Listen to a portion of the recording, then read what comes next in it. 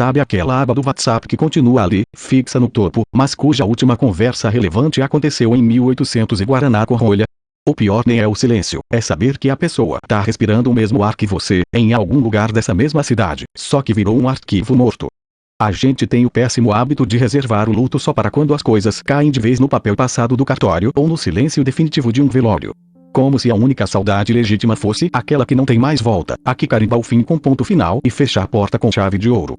Mas a verdade mais incômoda que a gente insiste em varrer para debaixo do tapete é que existe um tipo de saudade muito mais esquisita, muito mais sutil e infinitamente mais dolorida. A saudade de quem continua com o CPF ativo, com foto nova no perfil, respirando o mesmo oxigênio que você, às vezes até na mesma cidade. Só que, por algum motivo invisível, sumiu. Sabe aquela criatura que era parte da mobília da tua rotina? Aquela amizade que dispensava aviso prévio, que entrava na sua casa sem bater, que conhecia o tom exato do teu silêncio e sabia quando você estava fingindo estar bem só pela forma como respirava do outro lado da linha. De repente, o tempo passa. Não com o estrondo, não como uma briga homérica com pratos voando e portas batidas, mas com esse desgaste silencioso das engrenagens que ninguém lubrifica. A vida vai empurrando cada um para o seu canto. Um muda de bairro, o outro entra num ritmo esquisito de horários, um terceiro começa um projeto novo que consome até os fins de semana, e quando você percebe, o laço que era de aço virou um fiapó de linha costurado com preguiça. E o pior de tudo é que você olha para o telefone e o contato tá lá. A qualquer segundo, se você quiser, dá para abrir o aplicativo de mensagens, digitar um e aí, sumidó e apertar a setinha verde. A distância física é de 0 centímetros se a gente for medir em gigabits de dados móveis. A pessoa está a 2 cliques de distância.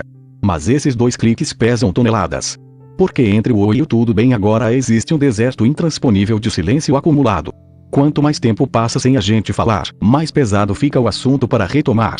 Fica parecendo que, para reatar, você vai ter que prestar contas de tudo o que aconteceu nos últimos 3 anos, justificar por que sumiu, inventar uma narrativa bonita para o vazio. Aí a preguiça ganha, o medo do constrangimento vence, e a gente prefere deixar a relação definhar em paz. Aristóteles, lá na Grécia Antiga, quando falava sobre a amizade, dizia uma coisa que parece meio óbvia, mas que a gente vive esquecendo, que a amizade perfeita é aquela entre os semelhantes que se desejam o bem mutuamente, e que isso exige tempo, convivência, presença compartilhada. O velho barbudo dizia que a distância não destrói a amizade de forma absoluta, mas destrói a sua atividade. E é exatamente aí que mora o nó da questão. A amizade continua existindo no plano das ideias, no sentimento guardado na gaveta do peito, mas ela perdeu o pulso. Virou uma amizade fantasma. Você gosta da pessoa, você torce por ela, se o mundo desabar sobre a cabeça dela você provavelmente larga tudo para ajudar, mas vocês não se suportam mais no cotidiano. O cotidiano de vocês virou incompatível. Você repara nisso nos pequenos detalhes da sua terça-feira ordinária. Acontece alguma coisa idiota no meio do dia. Um meme muito específico que só aquela pessoa específica ia entender na hora, sem precisar de contexto. Você até dá uma risadinha sozinho, abre a conversa, tira o print, posiciona o dedo para mandar, e trava. Olha para o histórico da conversa e o último assunto foi em novembro do ano passado, um link de notícia que ninguém respondeu direito. Daí bate aquela vergonha alheia de reviver o defunto. Você apaga o print, bloqueia a tela do celular e segue a vida.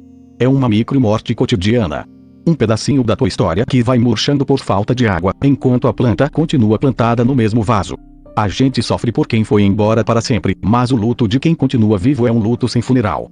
Não tem missa de 7º dia, não tem abraço de condolências na porta da igreja, não tem como receber flores ou cartas de apoio. É um luto solitário e meio vergonhoso, porque parece frescura sofrer pela ausência de alguém que está a 5 quilômetros de você, tomando um café na mesma padaria da esquina, só que na mesa dos outros. É a ex-melhor amiga que agora posta foto no aniversário com um grupo completamente novo de pessoas, parecendo incrivelmente feliz, com piadas internas que você não conhece e lugares que você nunca pisou. E você olha para aquilo com aquela pontada esquisita no estômago que mistura saudade, inveja e um certo alívio melancólico. O filósofo francês Roland Barthes, escrevendo sobre a ausência e os fragmentos de um discurso amoroso, isso serve perfeitamente para qualquer grande afeto, não só para romance, dizia que a ausência é um modo de presença. Ele fala que a gente só sofre porque o outro deixou um molde vazio no nosso espaço.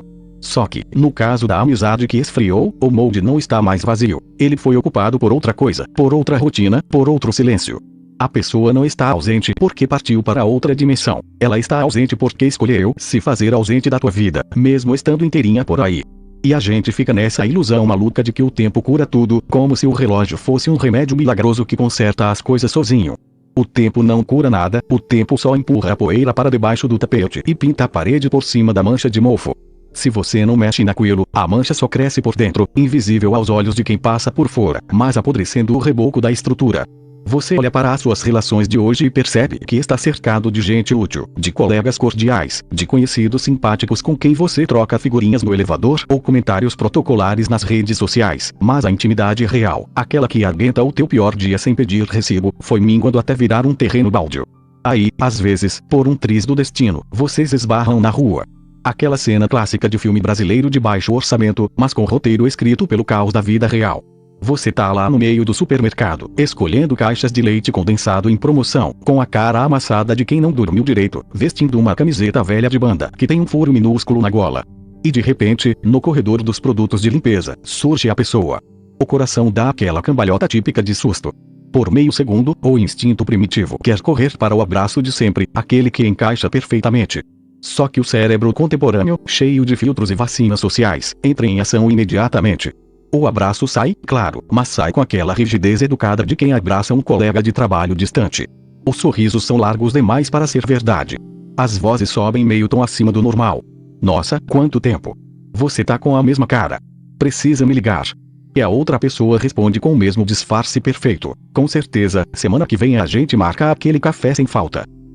Mentira. Os dois sabem que é mentira. Sabem com tanta precisão matemática que o café nunca vai acontecer, que o pacto silencioso da distância é renovado ali mesmo, no meio dos desinfetantes e amaciantes de roupa. E o pior de tudo é que, no fundo, a gente sente um certo alívio quando o encontro acaba rápido. Porque manter a mentira da proximidade dá mais trabalho do que aceitar o fim da linha. O encontro forçado na rua escancara o que a gente tenta esconder o ano todo. A amizade virou uma lembrança de armário.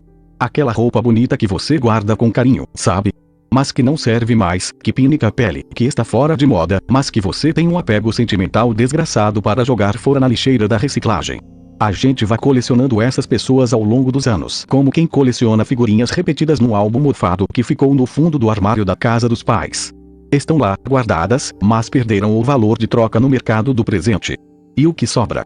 Sobra essa sensação meio tonta de que a vida adulta é uma máquina eficiente de moer intimidade em troca de conveniência. É um luto esquisito esse, porque a pessoa continua ali, respirando, postando foto no feed, comendo sushi no sábado à noite, respondendo caixinha de pergunta com aquela carinha de filtro engraçado. O coração dela bate, mas no seu mundo ela já virou silhueta. Sabe quando você tá rolando a tela do celular de madrugada, no insônia braba, e tromba com um story antigo de vocês dois numa praia qualquer, comendo um queijo coalho na barraca de lona? A legenda era alguma piada interna que hoje em dia soa em grego. E aí você olha pra foto e pensa, caramba, quem era aquela criatura? Não só a pessoa de biquíni ou bermuda tactel, mas você. Aquele seu jeito de rir, aquela sua pressa idiota, aquela certeza absoluta de que vocês estariam juntos pra sempre na mesa de bar. A foto tá lá, nítida, com as cores meio estouradas do filtro do Instagram de anos atrás. Mas o arquivo emocional corrompeu. É como tentar abrir um documento antigo num computador moderno. Aparece aquela caixinha de diálogo irritante, dizendo que o formato não é mais suportado. O arquivo existe, tá salvo no HD da memória, mas o sistema operacional da sua vida atual simplesmente não roda mais o programa.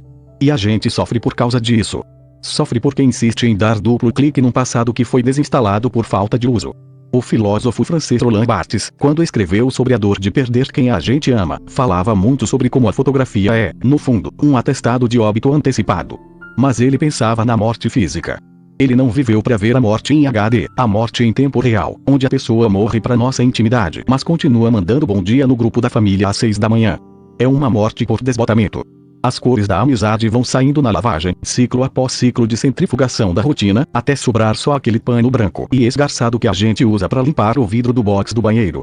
A gente insiste em guardar a amizade pelo valor histórico, como se fosse um museu particular de uma época em que a gente era mais feliz, mais leve, ou pelo menos menos cansado. Só que o museu tá pegando fogo e a gente continua lá dentro, admirando os quadros na parede, fingindo que o cheiro de fumaça é só incenso. Sabe aquela sensação de quando a bateria do celular tá em 5% e você continua assistindo vídeo longo sem carregar, só na base da fé? A vida vai ficando assim com essas amizades de gaveta. A gente sabe que vai desligar a qualquer segundo, que a tela vai ficar preta, mas fica olhando fixamente pro reflexo da própria cara na escuridão, esperando um milagre da notificação. E o pior é que a gente faz isso por pura culpa. A culpa de achar que mudar de fase é sinônimo de traição.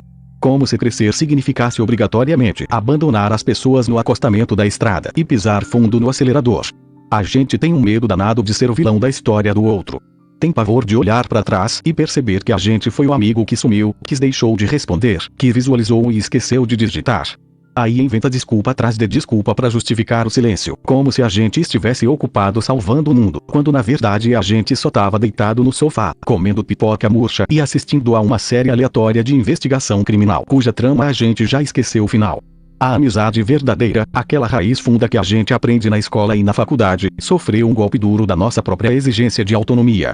A gente aprendeu a se bastar tanto, a resolver tudo sozinho, a comprar tudo pelo aplicativo sem precisar falar com o atendente, que acabou transferindo essa lógica fria para as relações. Para que ter o trabalho de escutar o desabafo de 40 minutos de alguém sobre um problema amoroso repetido, se a gente pode só mandar um emoji de coraçãozinho e voltar pro off-air? A conveniência venceu o afeto por vô e a gente vai ficando com essa saudade esquisita, uma saudade sem luto oficial, sem velório, sem coroa de flores com faixa preta. É um luto que não dá direito a folga no trabalho, não dá direito a chorar no ombro de ninguém, porque, afinal de contas, a pessoa tá viva. Ela tá ali, a 3 quilômetros de distância, presa no mesmo trânsito da ponte, comprando o mesmo pão francês na padaria da esquina. A distância geográfica é de 10 minutos, mas a distância existencial é de 10 anos-luz. E o que dói mais não é o fato de a pessoa ter ido embora. O que dói é saber que ela não foi. Ela só ficou irrelevante. E a gente também virou irrelevante pra ela. É um acordo mudo de indiferença polida. A gente se segue nas redes, curte a foto do cachorro do outro, comenta lindo na foto do aniversário do filho, mas se cruzar na fila do banco, finge que tá respondendo uma mensagem muito importante no celular pra não ter que puxar assunto sobre o clima. Sabe aquele papo de elevador elevado à 60ª potência? É isso. A gente virou vizinho de memória um do outro. Passa pelo corredor do passado com um saco de lixo na mão, desvia o olhar e espera o elevador chegar logo pro martírio acabar. Talvez o segredo dessa fase da vida seja aceitar que nem todo mundo veio pra fazer o trajeto completo.